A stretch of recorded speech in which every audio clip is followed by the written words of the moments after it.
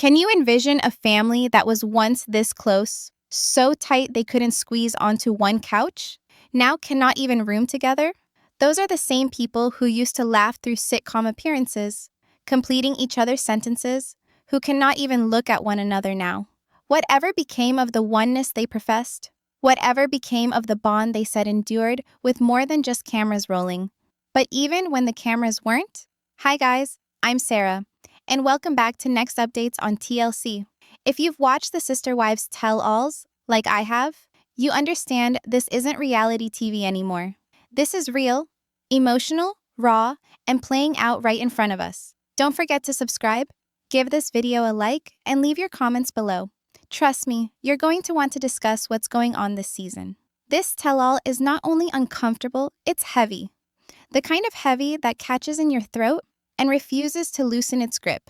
You can sense the heft of what isn't said in each instant. These interviews, they've become emotional minefields. What was once a family built on trust, faith, and collective aspirations has now disintegrated into solo narratives, each one painful, lone, and apart. There are no more couches to share, no warm looks, no laughter to ease the bitter realities. Instead, we have solo sit-downs, private crying, and wounds that obviously hadn't healed. And it's not for dramatic effect. It's all very real. And all of it is being taped. Remember those first tell-all specials? When the Browns would cram themselves onto that one legendary couch. Cody in the middle, the wives on either side, genuinely attempting, to show a united front. Yes, tension crept in from time to time, a side-eye or two, but you could still sense the camaraderie. They stuck up for each other.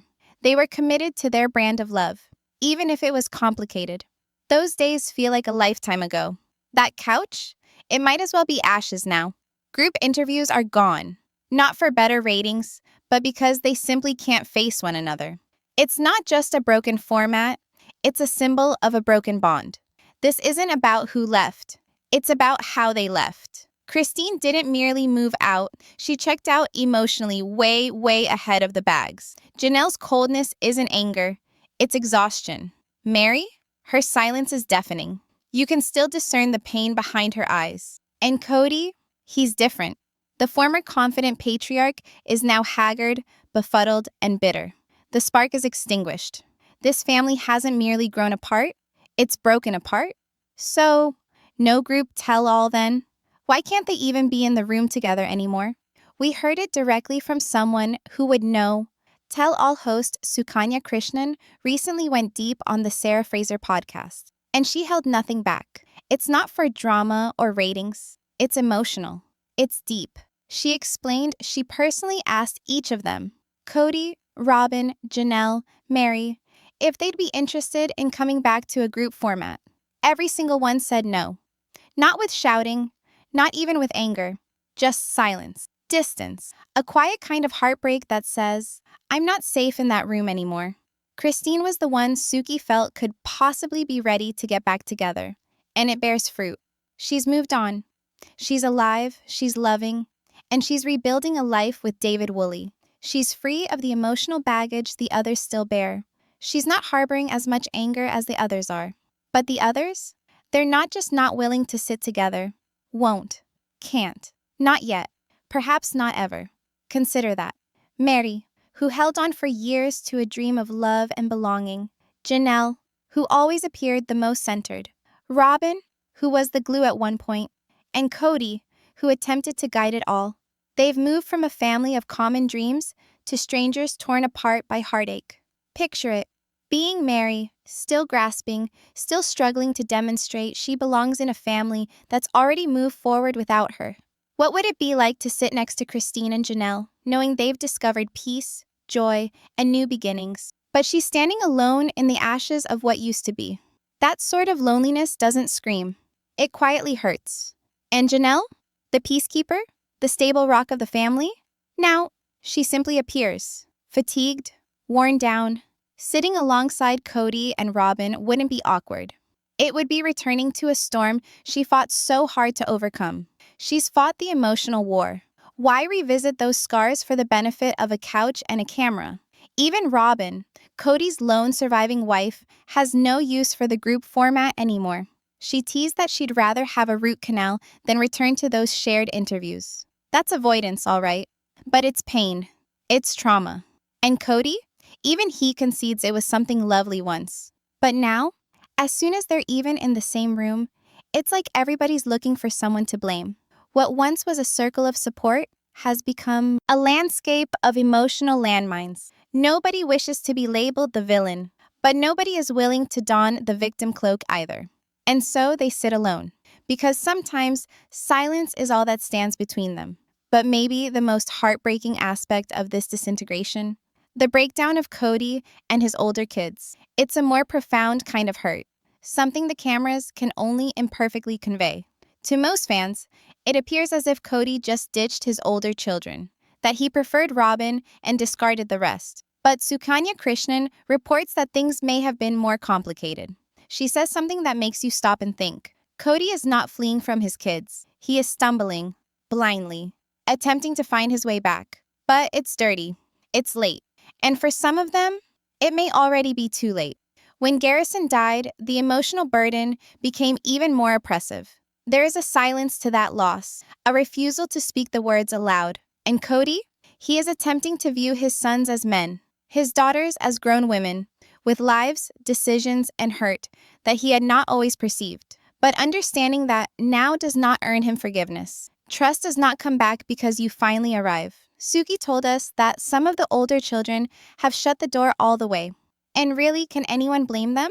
When your parent forgets the times you needed them most, again and again, your heart learns to give up on hope. Others are still open, still waiting, but healing isn't a linear thing. It doesn't occur because you want it to. It occurs when trust is built, slowly, intentionally, one step at a time. Then came a bombshell moment on Cody's one-on-one that left the viewers and Janelle stunned. The discussion changed not to love or regret, but to sex and money. Yes, sex and money. Cody spoke plainly that those were the problems now on the table, as if intimacy and money were the center denominations of his relationships. Not respect, not connection, but domination. And then he let out a line that cut deep. He confessed he didn't trust Janelle, particularly when it came to the Coyote Pass land, because she had too much control over her finances. Let that sink in. Janelle, the one who established the family's economic foundation, who worked and worried and budgeted and planned while others relaxed, is now being told that her independence renders her untrustworthy. It was more than just insulting. It was a betrayal. This isn't a dispute over land or money. It's over control, emotional control, financial control, even sexual control. The same things that were supposed to bind this family together. Shared houses, shared aspirations, now being used to cut them down. And the intimacy they used to share? Cody brings it out now like a bargaining chip, not a divine connection. But Christine, she wasn't having it. She sat quietly calm, composed, with a strength we hadn't witnessed in her for years. No bitterness, no resentment, simply clarity. When Cody attempted to boil their relationship down to a count of intimacy, Christine cut it off with a single annihilating sentence. Intimacy was never.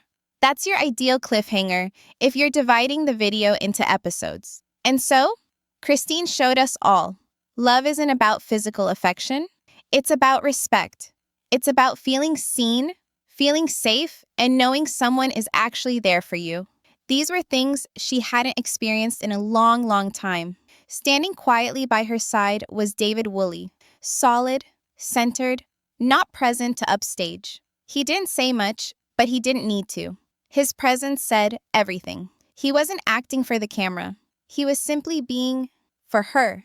And in that stillness, there was something healing. It was a sharp contrast. Cody, years ago, had been mentally checked out, distant, dismissive, critical. But David? He's there in a way Christine never was before. Fans took notice. Reviews poured in. She looks finally free. He treats her as an equal, not an issue. The vibe was palpable. This wasn't Christine with someone new, and this was Christine transforming into someone new. And maybe the strongest section of all? She didn't drag Cody down to rise above. She didn't scream or blame. She just grew. She opted for peace instead of performance, healing rather than bitterness. But not everybody on that stage had that peace. When Meri did finally speak, what didn't emerge was rage, but pain, frustration, isolation. Seeing Christine sit next to someone who provided safety and comfort fractured something within her. Her voice trembled as she said, "Why is he even here?" That one sentence rang with heartbreak. For what she was really asking was, why does she get that? Why not me? Meri wasn't only angry that David was there. She was mourning everything that he stood for. Christine gets to be cuddled, cared for, held, while Meri is left sitting alone again. For all the years, for all the loyalty, for all the silence, it must feel like she's been faded slowly out of the history of their family. And fans? They were divided. Some said Meri sounded bitter. Others saw a woman finally speaking up after being quiet for far too long. Someone saying, "Don't forget, I'm here too." But here's the hard truth. This was never going to be a fairy tale ending for everyone. What we witnessed in Meri was yet another crack in the foundation. Another reminder that this family, formerly so tightly bound, isn't just scattered over states. They're splintered by grief, by emotional silence, and by years of being unseen. So here we are, a family that once sat shoulder to shoulder, sharing the same story on one iconic couch, now fragmented into solo interviews and shattered connections. There's no neat resolution waiting, no warm group hug or "we've come full circle" ending. Because healing doesn't happen in perfect TV moments. It's slow, it's messy, and it's painfully real. That is what distinguishes this season of Sister Wives. This is not only about drama or salacious secrets. This is about people's truth. People attempting to reclaim their voice, their dignity, their self. Some are successful. Some are still looking. Some might never arrive. But they're all attempting. And now, I'd like to hear from you. Whom do you see here? Which points hit close to home for you? The loyalty, the tragedy, the struggle for autonomy? Leave your thoughts in the comments. Let's discuss, because this story is theirs, but the feelings, they're all too relatable. Thanks for taking this time with me. I'm Sarah, and this is TLC's Next Updates. If you're as passionate about these stories as I am, subscribe now and join the conversation. There's so much more to come, and I promise you won't want to miss it.